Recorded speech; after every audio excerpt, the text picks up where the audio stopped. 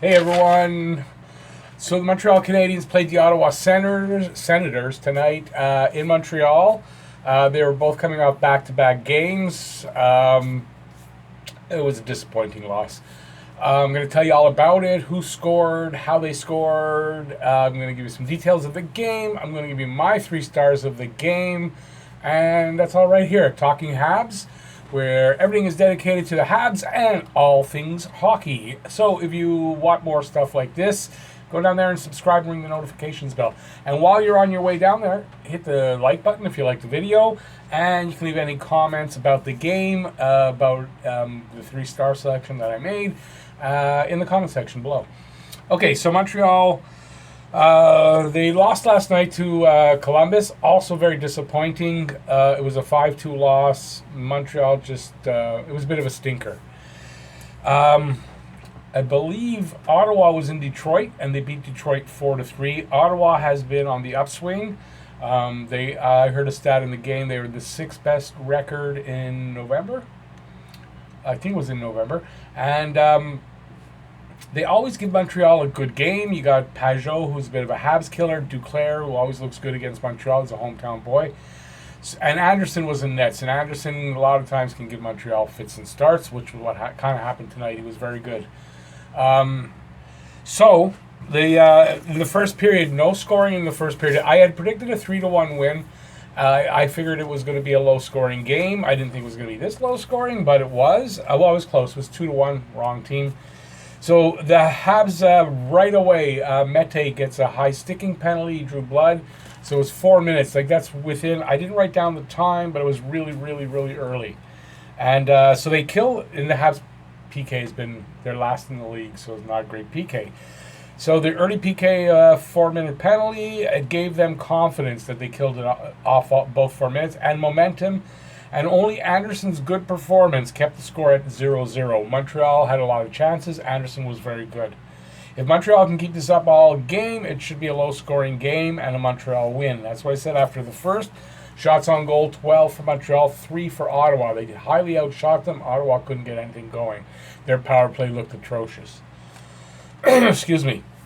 So Ottawa was 0 for 2 on the power play. Montreal didn't get one. Well, they got one near the end, but it ran 1:10 into the next period, so I put it for the next period.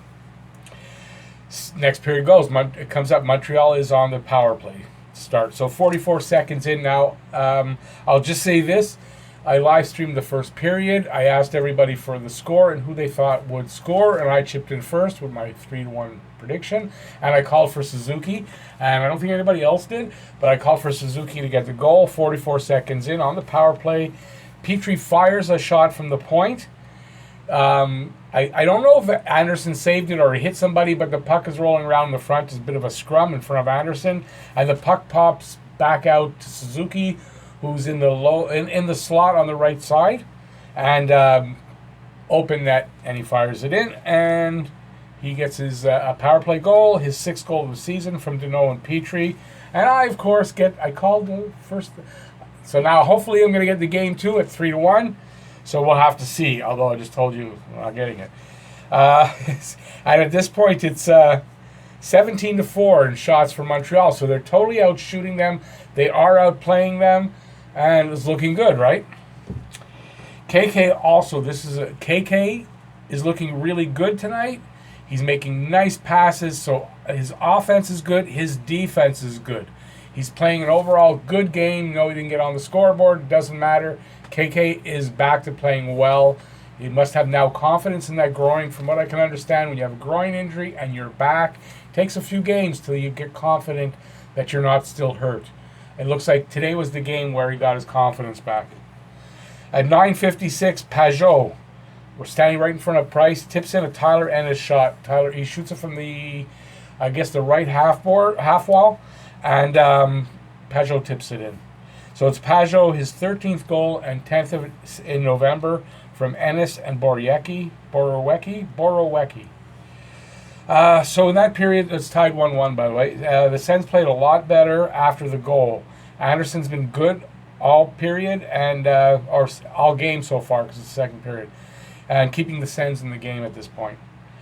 Habs need to step up next period. Shots on goal, 14 for Montreal, 11 for Ottawa. Montreal is 1 for 1 on the power play. Ottawa doesn't get a power play opportunity.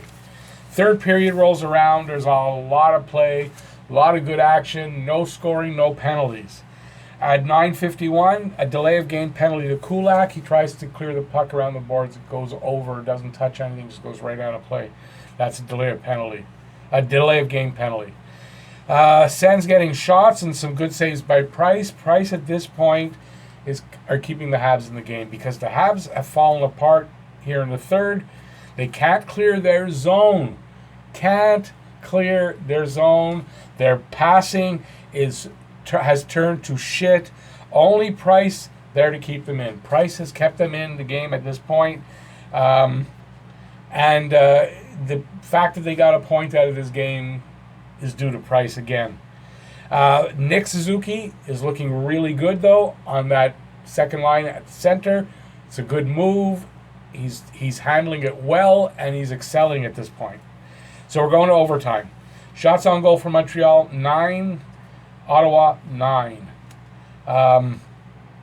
Ottawa's 0 for 1 on the power play here. So, overtime. There was a really nice play between, I think it was Deneau and Gallagher for a really good chance. Nothing comes of that. There's another play where I think it's Tatar and Suzuki, I know. They're around the net. Miscommunication between them because the puck comes out and goes the other way. And I think both of them thought the other guy had started to get up there. And they both looked at each other and they're both back there. And there's one guy back. I don't remember who it is. So Tatar takes off. And he almost catches Tkachuk. Brady Tkachuk is that guy. He's on a breakaway. And Tatar's right there on his ass. Don't know how he caught up. Tatar can skate. But not enough. And Tkachuk dekes out Price and he scores. And there's the game. It's Tkachuk, his 8th goal from Tierney. So Montreal's game fell apart in the third, or this could have been a different outcome, should have been a different outcome, and probably would have been a different outcome. But their game literally fell apart in the third. They could not get out of their own zone. It's almost like because the game was that close going to the third, and they needed a win. They lost the night before, a bad game, and their grip on their sticks got too tight, and their game fell apart. That's all I can say. So, 3 stars of the game. Third star is Nick Suzuki. He was the one caught. He was one of the 2 caught on that bad communication that gave up the winning goal in overtime. He would have been my first star if not for that. He had that good a game. He scored the only goal, and he would have been my first star. Second star, KK. KK had a really good game. He was looking much better than he has been all season. That's all I can say. Much more confidence, using the body as well. Just a much better game for KK. I think KK's back. If he can continue to play like that, all talk of him going to Laval's out the window. So the Habs dropped to 11-6-5. But they stay in third place in the Atlantic, tied with Florida in points. But Florida has played 1 less game. So because of that, they're ahead. Shots on goal, 36 for Montreal, 24 for Ottawa. Face-off percentage, 54% for Montreal, which means their percentage of face-off wins, it's coming up. They were almost every game under 50. Lately, they've been over 50. One game like 62%. So, and power plays 1 for 1 Montreal and 0 for 3 for Ottawa. So here's one aspect of the game that Montreal did well. They got a power play goal. I was telling you I was worried that the percentage was coming down. That's never good. Percentage just went up a little bit. And on the PK, we're last in the league at 71-point-something%. We had 3 power plays, 3 penalty kills, and they killed them all off. That's great. That's going to bring it up a little bit. We got to start going in that direction. Okay, so that's it. If you like the video, please give it a thumbs up. I appreciate that. And while you're down there doing that, you can subscribe and ring the notifications bell if you haven't already. And that'll get you your daily fix of Bleu Blanc Rouge from Talking Habs. And I think I'm ready to say goodbye because I've had a very long day doing this. This is my 4th video today, so I hope you've enjoyed that. And you check me out for all my other videos and my live streams. I had a really good live stream today. It was a lot of fun. Thanks everybody for joining in. And I'm going to see you next game, which is next game is Saturday. The Rangers are in town to play Montreal, and I will be here for the game, and I will be doing a live stream half hour before the game time. I will be on the air live, and we'll talk about it and go right in through the first period. So see you then. Take care, everybody, and go Habs, go! Bye, y'all.